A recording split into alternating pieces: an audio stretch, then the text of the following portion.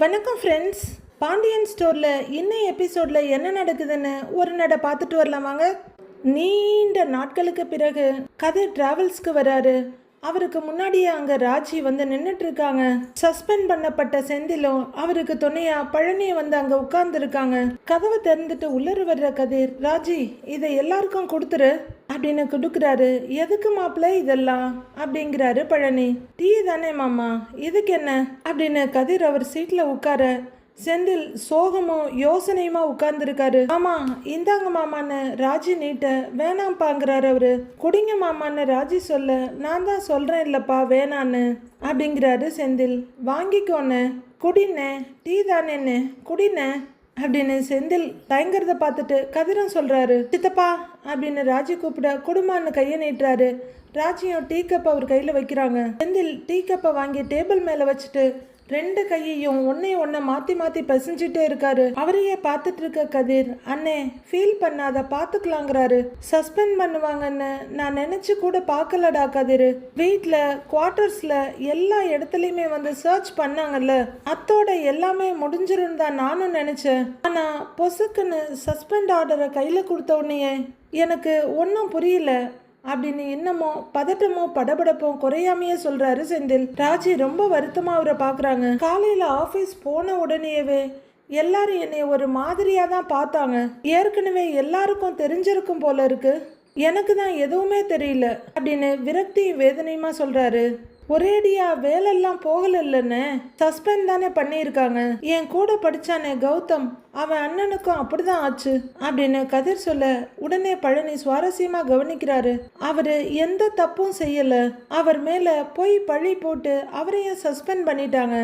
அப்புறம் விசாரணையில எல்லா உண்மையும் தெரிஞ்சதுக்கு அப்புறம் திரும்பி வேலையை கொடுத்துட்டாங்க அப்படின்றாரு கதிர். அவர் தான் தப்பு பண்ணலன்னு சொல்றியேடா, அதனால அந்த வேலையை திரும்ப கொடுத்துட்டாங்க.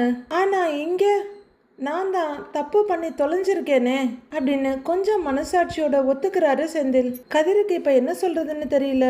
சங்கடமா பார்வையை மாத்திக்கிறாரு. நீ பண்ணுன தப்ப உணர்ந்துட்ட மாப்பிள்ள, அதுக்கு உண்டான பிராயச்சித்தமும் நீ தேடிட்ட, அதனால உன் விஷயத்துல எதுவும் தப்பா நடக்காது, நீ தைரியமா இருங்கிறாரு பழனி.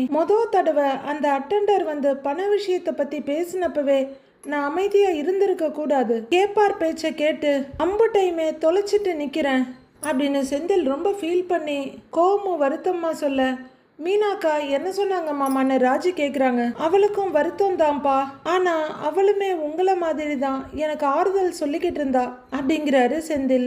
மாமா நீங்க வருத்தப்படாதீங்க, உங்களுக்கு வேலை கண்டிப்பா கிடைச்சிடும், நீங்க ரொம்பலாம் அதை பத்தி யோசிக்காதீங்க அப்படின்னு ராஜி சொல்ல ஒரு சின்ன நம்பிக்கையோட ராஜியை நிமிர்ந்து பாக்குறாரு செந்தில். அக்கா கிட்டையும் நான் பேசுறேன் அப்படின்னு ராஜி சொல்ல, வேலை போனது ஒரு பக்கம்னா அந்த விஷயம் வீட்டில் தெரிஞ்சது இன்னொரு பக்கம். அப்பா வேற என்ன கண்டபடி பேசிட்டாரு, ரொம்ப ரொம்ப அசிங்கமா போச்சுடா எனக்கு அப்படின்றாரு செந்தில். அப்பா இப்படிலாம் பேசுவார்னு எல்லாருக்கும் தெரியும் தானேன்னு, ஆனா அவர் இடத்துல இருந்து நாமளும் யோசிக்கணும்ல அப்படின்னு கதிர் சொல்ல, பழனி ஆமா ஆமான்னு தலையை மட்டும் ஆட்டுறாரு. அம்புட்டு நேர்மையா வாழற மனுஷன் இது எம்புட்டு அதிர்ச்சியா இருக்குன்னு யோசிச்சு பார்க்கணும்லன்னு அப்படின்னு கதிர் சொல்ல, ஆமாண்டா நான் நேர்மை இல்லாதவன் தான் அப்படின்னு கண்கலங்க சொல்றாரு செந்தில். அண்ணே அண்ணே அண்ணே நான் உன்னை அப்படி சொல்லலன்னு, கோவப்படுறதுக்கான திட்டுறதுக்கான எல்லா காரணமும் அப்பா கிட்ட இருக்கு அப்படின்னு கதிர் சொல்ல, ஆமான்னு தலையாட்டிட்டு இருக்காரு பழனி. அத நீ ரொம்ப பெருசா எடுத்துக்காதன்னு சொல்ல வர்றேன், போன வேலைய எப்படி திரும்ப வாங்குறதுன்னு மட்டும் யோசி அப்படின்னு கதிர் சொல்ல, தெரியலடா எனக்கு அந்த வேலை திரும்ப கிடைக்குமான்னு தெரியல, எம்புட்டு முட்டாளா நான் இருந்திருக்கேன் பாத்தியா, தேவையில்லாத விஷயத்துக்கு அம்புட்டு யோசிப்பேன், ஆனா தேவையான நேரத்துல என் மூளை வேலை செய்யவே இல்லை, வேலை செய்ய மாட்டேங்குது, பணத்தை நான் வாங்கி இருக்கவே கூடாது, அதான் செய்யற வேலைக்கெல்லாம் சம்பளம் கொடுக்குறாங்கல்ல, அந்த சம்பளத்தை மட்டும் வாங்கிக்கிட்டு நான் மீனா மாதிரி அமைதியா இருந்திருக்கணும், பேராசை பெருநஷ்டம்னு சும்மாவா சொன்னாங்க அப்படின்றாரு செந்தில். சிலருக்கு பொதுவாகவே எல்லா விஷயமும் நல்லா புரியும், சிலருக்கு பட்டாதான் எல்லா விஷயமும் புரியும். நீ ரெண்டாவது வகை போல செந்தில், இப்போ பட்டுட்ட புரிஞ்சுக்கிட்ட, விடு மாப்பிள்ள அதை பற்றியே யோசிக்காத அப்படின்னு பழனி ஆறுதல் சொல்கிறாரு. நடந்தது இனிமே நம்மளால மாற்ற முடியாது, அடுத்தது என்ன செய்யலான்னு மட்டும் இனிமே நம்ம யோசிப்போம் நீ ரொம்ப போட்டு குழப்பிக்காத அப்படின்னு கதிர் சொல்ல, எனக்கு ஒன்றும் புரியலடா கதிர், என் மண்டை தானா குழம்பிக்குது. எம்பட்டு விஷயத்த இந்த மண்டைக்குள்ள போட்டு யோசிச்சுட்டு இருக்கேன் தெரியுமா? என்னால் முடியலடா, முடியல அப்படின்னு செந்தில் நொந்து போய் குனிஞ்சு உட்கார்றாரு. அண்ணே, எல்லாம் சரியாயிடும்னே, நீ நம்பிக்கையோட இரு, முதல்ல டீயை குடி, ஆறிட போகுது அப்படின்னு கதிர் சொல்றாரு. எடுத்து குடிப்பாங்கிறாரு பழனியும். செந்தில் அப்படியே உட்கார்ந்துருக்க கதிரும் ராஜ்யம் அவரை ரொம்ப இரக்கத்தோட பார்த்துட்டு இருக்காங்க. மாப்பிள்ள, நீ ரொம்ப யோசிக்காத, விடு, ஆனது ஆச்சு, பார்த்துக்கலாம் விடு அப்படின்னு பழனி சொல்ல இன்னும் சலனமான கண்களோடைய பார்த்துட்டு இருக்காரு செந்தில். வேல்ஸ் வீட்டில் முத்துவேல் சோஃபால உட்கார்ந்துருக்க அவரோட லெஃப்ட் சைடு வடிவு நிற்கிறாங்க. அவரோட லெஃப்ட் சைடு சோபாவில் பாட்டி உட்கார்ந்துருக்க பழனியை உள்ளர வந்து உட்கார்றாரு. அப்போது மேலேருந்து இறங்கி வர்ற சக்திவேல் அண்ணனோட ரைட் சைடு சோஃபாவில் உட்கார பக்கத்தில் வந்து மாரியும் அடுத்து சுகன்யாவும் நிற்கிறாங்க. எதுக்கு கூப்பிட்ருக்காங்க அப்படின்னு மாறி சுகன்யாட்ட கேட்க, அப்போ சரியா குமரவேலு வந்து அப்பா கிட்ட உட்கார்றாரு. சுடர் அவரோட ரைட் சைடில் வந்து நிற்கிறாங்க. சுடரை கல்யாணம் பண்ணி கொடுத்த கையோட பாக்கியம் குடும்பம் காணா போயிடுச்சா? என்னென்ன எல்லாரையும் கூப்பிட்டுருக்கீங்க, என்ன விஷயம்னு சக்திவேல் கேட்குறாரு. உன் வேலையெல்லாம் முடிஞ்சுதா சக்தின்னு முத்துவேல் கேட்க, இன்னைக்கான வேலையெல்லாம் முடிஞ்சுது, சங்கத்து கூட்டம் சாயந்தரம் 7 மணிக்கு மேலே தானே அப்படின்னு சக்தி சொல்ல, சரின்னு தலையாட்டுறாரு முத்துவேல். பாட்டி ஒரு மாதிரி உணர்ச்சி இல்லாத முகத்தோட உட்கார்ந்துருக்காங்க. அடுத்ததா பழனியையும் சுகன்யாவையும் பார்க்குறவரு, 2 பேரும் இங்கே இருக்கீங்களே, கடையை யார் பார்த்துக்குவாங்கன்னு கேட்குறாரு. அண்ணே, அது ஒரு பையனை டெம்பரவரியா வேலைக்கு வச்சிருக்கிறோம், அவன் தானே கடையை பார்த்துக்கிறாங்கிறாரு பழனி. நம்பிக்கையான ஆள் தானே அப்படின்னு முத்துவேல் கேட்க, என் சொந்தக்கார பையன்தான் மாமா, ஆள்லாம் நம்பிக்கையான ஆள் தான் அப்படின்னு சுகன்யா சொல்ல, அவர் ஒன்றும் சொல்லலை. சக்திவேல் மட்டும் சின்ன புன்னகையோட பார்க்குறாரு. குமார், கலெக்ஷன்லாம் முடிஞ்சுதான்னு முத்துவேல் கேட்க, முடிஞ்சுது பெரியப்பா அப்படின்னு அவர் பொறுப்பாக தலையாட்டுறாரு. சுடர் அவர் ஒரு பார்வை பார்த்துக்கிறாங்க. வக்கீல் கிட்ட சொத்தை பிரிக்கிறத பற்றி பேசுறதுக்கு முன்னாடி உங்ககிட்ட எல்லாம் ஒரு தடவை பேசலான்னு நினச்சேன் அப்படின்னு முத்துவேல் சொல்ல, அதான் நேத்தே எல்லாத்தையும் பேசியாச்சேன்னு அப்படின்னு சக்திவேல் கேட்க, ஆனால் யார் யாருக்கு என்ன சேரணும்னு நாம் பேசலல்ல அப்படின்னு முத்துவேல் சொல்ல, எல்லாரும் அவரை திக்குன்னு பார்க்குறாங்க. வீட்டுக்கு பெரியவன் இத்தனை வருஷம் எல்லாத்தையும் பொறுப்பாக எடுத்து செஞ்சவங்கிற முறையில் யார் யாருக்கு என்னென்ன கொடுக்கலான்னு நான் ஒரு முடிவுக்கு வந்திருக்கேன் அப்படின்னு முத்துவேல் சொல்ல, எல்லாரும் அவரையே பார்க்குறாங்க. என்னோட முடிவுக்கு எல்லாரும் சம்மதிப்பீங்கன்னு நினைக்கிறேன் அப்படின்னு அவர் சொல்ல, யாரும் எதுவும் சொல்லாமல் அவரையே பார்த்துட்டு இருக்க சுகன்யா மட்டும், மாமா, நீங்கள் ஒரு விஷயம் இந்த வீட்டில் சொல்லி அதுக்கு யாராவது சம்மதிக்காமல் இருப்பாங்களா அப்படின்னு கேட்குறாங்க. உடனே குமரவேலும், அதுதானே, உங்கள் முடிவை சொல்லுங்க பெரியப்பான்றாரு. இந்த வீட்டை தவிர மீதி இருக்கிற எல்லா சொத்தையும் 3ஆ பிரிக்கிறதா முடிவு பண்ணியிருக்கேன் அப்படின்னு முத்துவேல் சொல்ல, அப்படியே யோசனையாக பார்க்குறாரு சக்திவேல். ஓஹோ அப்படின்னு எந்த ஆர்வமும் இல்லாமல் பார்க்குறாரு பழனிவேல். ஒரு பங்கு எனக்கு, இன்னொரு பங்கு சக்திக்கு, இன்னொன்று பழனிக்கு அப்படின்னு முத்துவேல் சொல்ல, பழனி திடுக்குன்னு நிமிர்ந்து பார்க்குறாரு. சுகன்யாவுக்கு சிரிப்புல முகம் மின்னுது.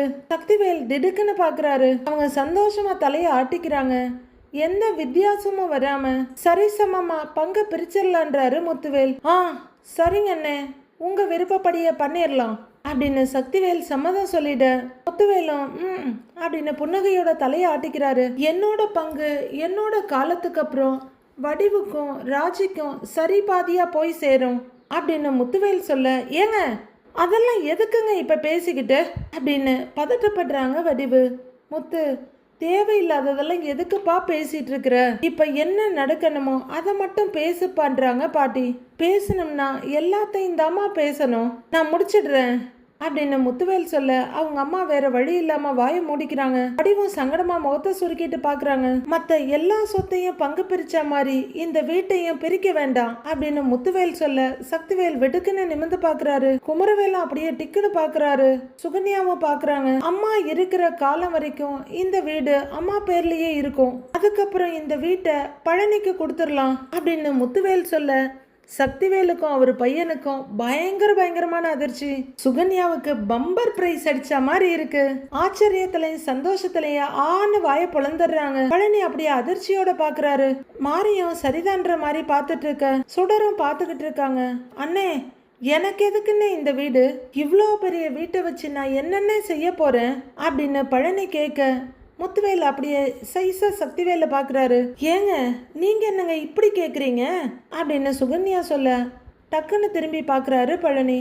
கொடுக்கறத யாராவது வேணான்னு சொல்லுவாங்களா அப்படின்னு சுகன்யா கேட்க, ஐயோ சுகன்யா நமக்கு வேண்டாமேன்னு பாக்குறாரு. அதெல்லாம் ஒன்றும் வேண்டாம், சொன்னபடியே இருக்கட்டும், நீங்க அமைதியா இருங்கன்ற மாதிரி ஜாட காட்டுறாங்க சுகன்யா. இத்தனை வருஷம் இந்த வீட்டை நானும் சக்தியும் ஆண்டு அனுபவிச்சிட்டோம். நீ எதுக்குமே வராம தான் இருந்த, அதான் இந்த வீட்டை உனக்கே கொடுக்கலான்னு முடிவு பண்ணிட்டேன் அப்படின்னு முத்துவேல் சொல்ல, அண்ணே அப்படின்னு திடுக்குன்னு பாக்குறாரு பழனி. இந்த முடிவுல எல்லாருக்கும் உடன்பாடு தானேன்னு முத்துவேல் கேட்க, ஆளா சம்மதம் மாமா சம்மதம் அப்படின்னு வாய்க்குள்ளாத சிரிப்போட சுகன்யா தலையாட்டுறாங்க. அப்படியே மாரிய பார்க்க மாரியும் சரி சந்தோஷன்ற மாதிரி பாக்குறாங்க. சக்திவேலும் குமரவேலும் பயங்கரமா யோசனை பண்ண ஆரம்பிச்சிட்டாங்க. பின்னாடி மொபைல் வைப்ரேட் ஆகுற மாதிரி ஒரு சவுண்ட் வருமே, எங்க அதை காணோம் ஆத்தா அப்படின்னு அதிர்ச்சியோடவே உட்கார்ந்துருக்காரு பழனி. யாருக்காவது ஏதாவது விருப்பம் மறுப்பு இருந்தா இப்பவே சொல்லலாம் அப்படின்னு முத்துவேல் சொல்ல, ஏய்யா எதுக்குயா எல்லார்கிட்டையும் கேட்டுக்கிட்டு, நீ எப்ப தப்பான முடிவு எடுத்திருக்க, நீ சொன்ன மாதிரியே நீ ஆசைப்பட்ட மாதிரியே எல்லாத்தையும் பண்ணிடலாம் அப்படின்னு பாட்டி சொல்ல, சரிங்கம்மான்னு தலையாட்டுறாரு அவரு. இந்த விஷயத்த நான் வக்கீல் கிட்ட பேசிடுறேன் அப்படின்னு முத்துவேல் சொல்ல, சக்திவேல் எதுவும் சொல்ல முடியாம கண்கள் சிவக்க அப்படியே நிமிந்து பாக்குறாரு. குமரவேலும் பயங்கர யோசனையோட பெரியப்பாவை பாக்குறாரு. வக்கீல் கிட்ட பேசிட்டு அடுத்தடுத்து என்ன பண்ணலான்னு முடிவு பண்ணலான்றாரு முத்துவேல். சரிங்க அண்ணே, நீங்க சொன்ன மாதிரியே பண்ணிடலாங்கிறாரு சக்திவேல். எந்த பிரச்சனையும் இல்லாம முடிஞ்சதுன்ற மாதிரி பாட்டி சின்ன புன்னகையோட பாக்குறாங்க. பழனி சங்கடமும் விரக்தியுமா உட்கார்ந்துருக்க செம்ம குஷியோட பாத்துட்டு இருக்காங்க சுகன்யா. சக்திவேல் அப்படியே குமரவேல ஒரு பார்வை பாக்குறாரு. ஏதோ யோசிக்கிறாரு, சொல்ல வந்துட்டு அப்படியே நிறுத்திக்கிறாரு. பாண்டியன் வீட்டுல மீனாவும் செந்திலும் டைனிங் டேபிள்ல உட்கார்ந்து இருக்காங்க. பேசாம எங்கேயாவது ஓடிடலான்னு தோணுது மீனா அப்படிங்கிறாரு செந்தில். எங்க போவீங்கன்னு மீனா கேட்க, கண்காணாத இடத்துக்கு நான் போயிடுறேன் மீனா, விசாரணையெல்லாம் முடிஞ்சு வேலை திரும்ப கிடைச்சா நான் வர்றேங்கிறார் அவரு. ஒருவேளை வேலை திரும்ப கிடைக்கலன்னா அப்படின்னு மீனா கேட்க, அங்கேயே இருந்துக்கிறேங்கிறாரு செந்தில். ஏங்க எதுக்கு இப்படி மனசு வெறுத்து போன மாதிரி பேசுறீங்க அப்படின்னு மீனா கேட்க, அப்பா எப்படி பேசிட்டு போனாருன்னு பார்த்தல்லங்கிறாரு செந்தில். மாமா அவரோட வருத்தத்தை சொல்லிட்டு போனாரு விடுங்கன்னு மீனா சொல்ல, தினம் தினம் இப்படி ஏதாவது சொல்லிக்கிட்டே இருப்பாரு, அதை கேட்டுக்கிட்டே இருக்கணும்ல, நினைச்சாலே ஒரே பயங்கரமா இருக்கு அப்படின்னு செந்தில் சொல்ல, ஏங்க பார்த்துக்கலாம் விடுங்கன்றாங்க மீனா. அப்போ கோமதி ஒரு பிளேட்ல ஸ்நாக்ஸ் வச்சு எடுத்துட்டு வர அரிசி ஒரு கப்ல டீயோட வர்றாங்க. மீனாவுக்கு கொடுன்னு சொல்ல அரிசி நீட்டுறாங்க. டே இந்தடா காஃபி குடின்னு செந்திலுக்கு ஒரு டம்ளரை நீட்டுறாங்க கோமதி. எனக்கு வேண்டாமான்னு செந்தில் சொல்ல, இந்தா பக்கோடா உனக்கு பிடிக்கும்னு செஞ்சிருக்கேன் சாப்பிடுன்றாங்க கோமதி. அவர் அந்த பக்கோடா இருக்க பிளேட்டை பார்த்துட்டு, அம்மா சொல்றேன்ல வேண்டாங்கிறாரு. டேய் என்னடா வேண்டாங்கிற, ஏன் வேண்டாம் அப்படின்னு கோமதி சொல்ல, இது ஒண்ணுதான் குறைச்சல்னு அவங்க கிட்ட மூஞ்ச காமிக்கிறாரு அவரு. இதோ பாருடா நடந்ததை நினைச்சு யோசிச்சுட்டு இருக்காதடா அப்படின்றாங்க கோமதி. அண்ணே அதெல்லாம் உனக்கு வேலை கிடைச்சிரும்னே. சாப்பிடுங்கிறாங்க அரசி. வேலை கிடைச்சிரும், ஆனா இப்ப வேலை இல்லைங்கிறாரு செந்தில். அரசி உச்சி கொட்டிட்டு பார்த்துட்டு இருக்க, டேய் நீ தான் செஞ்ச தப்ப உணர்ந்துட்டல்ல, இனிமே அதுக்கான தண்டனை எல்லாம் உனக்கு கிடைக்காது, நீ கவலைப்படாம இருன்னு கோமதி சொல்லிட்டு இருக்காங்க. மீனா செந்தில ஒரு பார்வை பார்த்துட்டு, உங்க பையன் எங்கேயாவது ஓடி போகட்டுமான்னு கேட்குறாங்க அப்படின்னு சொல்ல பயங்கர அதிர்ச்சியோட பார்க்குறாங்க அரசியும் கோமதியும். டேய் என்னடா நீ பிரச்சனை வந்தா எதிர்த்து நிற்கணும், சும்மா ஓடக்கூடாது, பயந்துடலாம். நீ வேணும்னா பாரு, ஒரு வாரம் 10 நாளுக்குள்ள உனக்கு வேலை கண்டிப்பா கிடைச்சிடும், நீ முன்ன மாதிரி ஜம்முன்னு வேலைக்கு போவ, வருத்தப்படாதடான்றாங்க கோமதி. அவர் அப்படியே தயக்கமும் சங்கடமா மீனாவை பார்க்க அவங்களும் சங்கடமா தான் உட்கார்ந்துருக்காங்க. வா காஃபியும் ஆற போகுது, பக்கோடாவும் ஆறுது, வா சாப்பிடலாம் அப்படின்னு கோமதி சொல்ல, மா வேண்டாமாங்கிறாரு செந்தில். அண்ணே சாப்பிடு அப்படின்னு அரசி பிளேட்டை தள்ளி வைக்கிறாங்க. டேய் புடி எடுத்து சாப்பிடு, உனக்கு பிடிக்கும்னு தானே பண்ணியிருக்கேன், எடுத்து சாப்பிட்றா அப்படின்னு கோமதி சொல்ல செந்தில் மெதுவாக கையை நீட்டுறாரு. மீனா ரொம்ப அன்னீசியாக உட்காந்துருக்காங்க. எடுத்து சாப்பிட ஆரம்பிக்கிறாங்க. அப்போ பாண்டியன் அங்கே வர, என்னங்க இந்த நேரத்தில் வந்திருக்கீங்கன்னு கோமதி கேட்குறாங்க. பாண்டியன் அப்படியே நிற்க, காஃபி போட்டு தரவான்னு எழுந்து நிற்கிறாங்க. காஃபி எல்லாம் வேண்டாம் அப்படின்னு அவர் தலையாட்டிட்டு செந்தில ஒரு பார்வை பார்க்குறாரு. பக்கோடா போட்டிருக்கேன் எடுத்துட்டு வருவான்னு கோமதி கேட்க, எதுக்கு பக்கோடா? உன் மவனுக்கு வேலை போனதை பக்கோடா செஞ்சு கொண்டாடிக்கிட்டு இருக்கியாக்கும் அப்படின்னு பாண்டியன் சுருக்குன்னு சொல்ல, கோமதியும் செந்திலும் அடிபட்ட மாதிரி பார்க்குறாங்க. மீனாவை அதிர்ச்சியோட பார்க்க, ஒன்று பண்ணுடி, கூட கொஞ்சம் கேசரியும் செஞ்சு அவன் வாயில் ஊட்டி விடு அப்படின்னு அவர் கத்த, என்னங்கன்னு கோமதி சொல்லிட்டு இருக்கும்போதே எல்லாரும் மெல்ல எழுந்து நிற்கிறாங்க. ஒரு பக்கோடாவுக்கு இம்புட்டு கோவப்பட்டுட்டு இருக்கீங்க அப்படின்றாங்க கோமதி. உனக்கு என்னடி தெரியும்? வெளியில தலை காட்ட முடியலடி.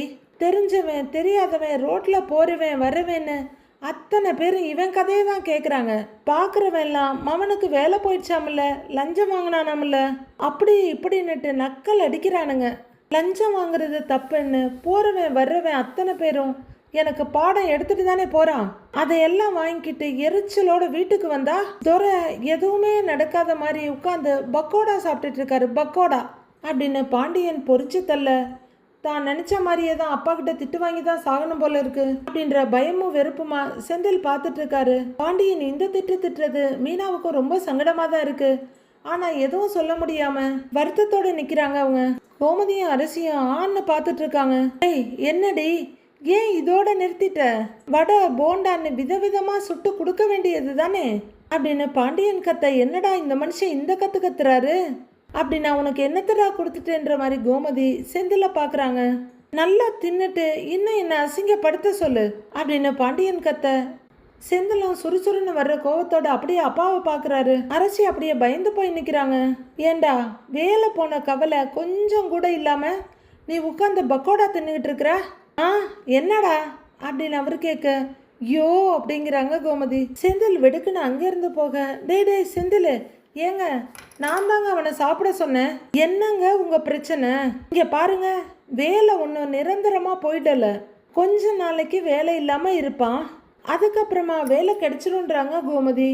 ஓஹோ, கண்டிப்பா கிடைச்சிரும்னு உனக்கு தெரியுமா அப்படின்னு பாண்டியன் கேட்க, அதெல்லாம் கிடைச்சிடுங்க அப்படிங்கிற கோமதி, வேலை இல்லைன்னா சாப்பிடக்கூடாதுன்னா இருக்கு, அவன் வேண்டான்னு தான் சொன்னான், நான் தான் அவனை சாப்பிடுன்னு சாப்பிட சொன்னேன். ச்சே, இப்படி அசிங்கப்படுத்தி அனுப்பிட்டீங்களே அவனை அப்படின்னு கோமதி சங்கடப்படுறாங்க. நீ வேற, அவன் பண்ணின வேலைக்கு இந்த அசிங்கம் கூட படலைன்னா எப்படிடி? நல்லா அசிங்கப்படட்டும் விடுடி அப்படின்னு பாண்டியன் கத்துன்னு கத்திட்டு சோஃபாவுக்கு போறாரு. என்ன இவர் இப்படி பேசிட்டு போறாரு அப்படின்னு கோமதி சங்கடமா தயக்கமா பார்த்துட்டு இருக்க, மீனா சொல்ல முடியாத வேதனையோட பாண்டியனையே பார்த்துட்டு இருக்காங்க. அடுத்து அவங்களும் வெடுக்குன்னு ரூம் பக்கமா திரும்ப, மீனா அப்படின்னு கோமதி கூப்பிட, அண்ணி அப்படின்னு அரசி கூப்பிடுறாங்க. மீனா அப்படின்னு அவங்க மறுபடியும் கூப்பிட, மீனா திரும்பவே இல்லை. செந்தில பாண்டியன் கண்ணா பின்னான்னு திட்டினதுல அவங்களுக்கு ரொம்பவே சங்கடமாயிடுது. உடனே கோமதி அரசிக்கிட்ட, ஏய் எதுக்கடி உங்க அப்பா இப்படி பேசிட்டு போறாரு அப்படின்னு அவங்ககிட்ட முகத்தை காமிக்க, என்னை விட உனக்கு தான் அவரை நல்லா தெரியும், நீ எங்கிட்ட கேட்டுட்டு இருக்கிற அப்படின்னு அரசியும் பதிலுக்கு திருப்பி அடிச்சிடுறாங்க. ஏய் இவ ஒருத்தி பிள்ளைங்களை எதிரி மாதிரி நினைச்சு இப்படி சண்டை போட்டுட்டு இருக்காரு அவரு, எப்படி வீடு விளங்கும்? வர வர உங்க அப்பா என்ன செய்யறாருன்னே புரிய மாட்டேங்குது. ச்சே அப்படின்னு கோமதி வெறுப்போடு நின்றுட்டு இருக்காங்க. நைட் ஆகுது. பெட்ரூம்ல அப்பாவும் மகனும் உட்கார்ந்துருக்க மாறி அங்க வர்றாங்க. ஏங்க சாப்பாடு எடுத்து வைக்கிறேன், சாப்பிட வாங்க. ஏண்டா நீயும் வாடான்றாங்க மாறி. அண்ணன் சாப்பிட்டாங்களான்னு சக்திவேல் கேட்க, சாப்பிட்டாருன்றாங்க மாறி. ஆமா அண்ணன் என்ன பண்றாங்கன்னு அவர் கேட்க, மாமா ரூம்ல தான் இருக்காங்கன்றாங்க மாறி. சக்திவேல் அப்படி யோசனையா உட்கார்ந்துருக்காரு. ஆமா அவர் பேசுனதெல்லாம் உனக்கே சரின்னு படுதா மாறி அப்படின்னு சக்திவேல் கேட்க, மல்லிகைப்பூ முளை எவ்வளவுன்னு கேட்டா துவரம்பருப்பு லோடு வந்துருச்சுன்ற மாதிரி மாறி பேசுறாங்க. அவரு உடம்பு சரியில்லாததுக்கு தானே மாத்திரை எடுத்துக்கிறாருன்றாங்க. மாத்திரை எடுத்துக்கிறதுனால சீக்கிரம் சாப்பிட்றாங்க, இதுல நாம என்னங்க தப்பு சொல்ல முடியும் அப்படின்னு மாறி கேட்க, கூமட்ட அண்ணன் சீக்கிரம் சாப்பிட்றதையும் தூங்குறதையும் யாரும் எதுவும் சொல்லல அப்படின்னு சொல்ல, அப்புறம் அதை விட முக்கியமான விஷயம் இருக்கா அப்படிங்கிற மாதிரி மாறி பார்க்குறாங்க. சொத்து விஷயத்துல அண்ணன் பண்றது சரியா படுதான்னு கேட்டேன் அப்படின்னு அவரு நிறுத்தி நிதானமா கேட்டுட்டு, எப்போ பார்த்தாலும் சாப்பாடுன்னு திங்கிறத பற்றியே பேசிக்கிட்டு அப்படின்னு கடுப்படிச்சு விடுறாரு. எனக்கு என்ன சொல்றதுன்னு தெரியலங்க இந்த விஷயத்துல அப்படின்னு மாறி சொல்ல, சுத்தம் அப்படிங்கிறாரு சக்திவேல். சித்தப்பாவுக்கு எதுக்குமா நாம இருக்கிற இந்த வீட்டை கொடுக்கணும்னு குமரவேல் கேட்குறாரு. டேய் உங்க பெரியப்பா முடிவு பண்ணிட்டாருலடா, அதுக்கப்புறம் நாம் என்ன கேட்க முடியும் அப்படின்னு மாறி கேட்க குமரவேல் உச்சி கொட்டிட்டு திரும்பிக்கிறாரு. ஓ, பெரியப்பா என்ன கடவுளா? அந்த கடவுள் சொல்லிட்டா மாற்ற முடியாதா என்ன? அப்படிங்க அப்படிங்கிறாரு சக்திவேல். நான் அப்படி சொல்லலைங்கன்றாங்க மாறி. இம்பட்டு காலமா இந்த வீட்டில் நானும் அண்ணனும் மட்டும்தான் உழைச்சோம். அப்பா இறக்கும்போது பெருசா இது மாதிரி எல்லாம் இல்லை, நல்ல நிலைமையிலேயே இல்லை, ரொம்ப மோசமான கண்டிஷன்ல தான் இருந்துச்சு. நானும் அண்ணனும் கொஞ்சம் கொஞ்சமா செலவு பண்ணி இந்த வீட்டை சரி பண்ணணும் அப்படின்னு சக்திவேல் சொல்ல, இதெல்லாம் கேட்டு நான் என்னங்க பண்ண போறேன் அப்படின்ற மாதிரி மாறி பார்த்துட்டு இருக்க குமரவேலும் அவங்க அப்பாட்ட கதை கேட்குற மாதிரி பார்த்துட்டு இருக்காரு. மராமத்து வேலையில ஆரம்பிச்சு ஃபர்னிச்சர் வாங்குற வரைக்கும் எல்லா காசும் நாங்கள் உழைச்சி சம்பாதிச்சதுல இருந்து போட்டது. சரி, இதுக்கு பண்ணின செலவெல்லாம் விடு, இப்ப இந்த வீட்டை வித்தாலும் கோடி கணக்கில் போகும் அப்படின்னு சக்திவேல் சொல்ல, அப்படியா அப்படின்னு பாக்குறாங்க மாறி. இந்த வீட்டை என்ன அப்படியே தூக்கி கொடுத்துடணுமான்னு கேட்குறாரு சக்திவேல். அப்பா, நீங்க எதுக்குப்பா அமைதியா இருந்தீங்க? அதெல்லாம் முடியாதுன்னு சொல்ல வேண்டியது தானே நீங்க அப்படின்னு குமரவேல் கேட்குறாரு. என்னடா சொல்றது? சொன்ன உடனேயே எனக்கே அதிர்ச்சி ஆயிடுச்சு, என்ன பேசுறதுன்னே தெரியல. சரி, ஏதாவது கோவமா பேசி ஏதாவது பிரச்சனை ஆயிட போகுது என்ன, கம்முன்னு வந்துட்டேன் நானு அப்படின்னு சக்திவேல் ரொம்பவே பொறுமையா தான் சொல்றாரு. வீடு சித்தப்பா பேர்ல இருக்கும், அப்ப நாமெல்லாம் இப்படியே இந்த வீட்டில் இருக்கணுமா? அப்படியா பெரியப்பா சொல்றாங்க அப்படின்னு குமரவேல் கேட்க மாறி ரெண்டு பேரையும் மாறி மாறி பார்க்குறாங்க. டேய் டேய் டேய், நானே கொதிச்சு போய் கிடக்குறேன், அது எப்படிடா சும்மா இருக்க முடியும்? இந்த வீட்டை பழனிவேல் பேர்ல எழுதி வச்சிட்டாருன்னு வச்சுக்கோ, அவன் பேர்ல இருக்கிற வீட்டில் நாம ஒண்டிக்கிட்டு இருந்தா அதை விட கேவலம் வேற எதுவுமே இல்லடா அப்படின்னு சக்திவேல் சொல்ல, ஏங்க அப்ப நாம வேற வீட்டுக்கு போயிடுவோமா அப்படின்னு மாறி கேட்குறாங்க. ஏய் கூறு கெட்டவளே, ஏண்டி வேற வீட்டுக்கு போறதுக்கா நான் இப்படி பேசிக்கிட்டு இருக்கிறேன்? கொஞ்சமாவது மண்டையில மசாலா இருக்குதான்னு பாரு. இம்பட்டு நாள் நாம வாழ்ந்த வீடு, இதை விட்டுட்டு நாம எப்படி வெளியே போக முடியும்னு சக்திவேல் கேக்குறாரு. அப்ப இந்த வீட்டை என்னதான் பண்ணணும்னு நினைக்கிறீங்க? இந்த வீட்டையும் 3 பங்கு ஆக்கணும்னு சொல்றீங்களா அப்படின்னு மாறி கேட்க, ஏய் எதுக்கு வீட்டை 3 ஆக்கணும்? இம்பட்டு நாள் குமார் எங்க கூட இருந்துதான் கஷ்டப்பட்டு பிசினஸ பார்த்துட்டு இருந்திருக்கான், வீட்டை பார்த்துட்டு இருக்கிறான், அண்ணனையும் பார்த்துக்கிட்டு இருக்கான். பழனிவேல் இந்த வீட்டுக்கு என்னென்ன செய்யணுமோ அதை முழுக்க நம்ம பையன் குமார் தான் செஞ்சிருக்கான். என்ன முழிக்கிற?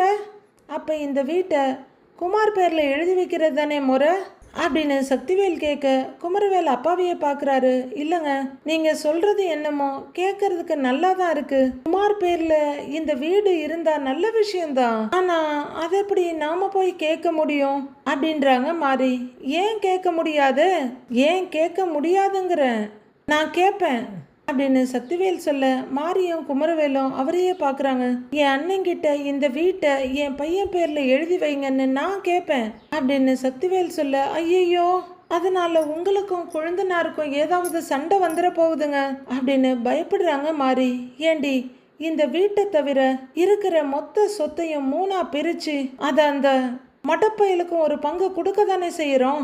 என்ன கேட்டா அந்த மடப்பயலும் அந்த ஓடுகாலி கூட போனவன், அவனுக்கு இதுவே அதிகம் அப்படின்னு சக்திவேல் சொல்லிட்டு இருக்க குமரவேலும் லைட்டா ஆமான்னு ஃபீல் பண்ணி தலையாட்டிட்டு இருக்காரு. அதுக்கு மேல ஒத்த பைசா அவனுக்கு கொடுக்க நான் ஒத்துக்க மாட்டேன் அப்படின்னு சக்திவேல் சொல்ல மாறி கொஞ்சம் பயத்தோட மகனை பாக்குறாங்க.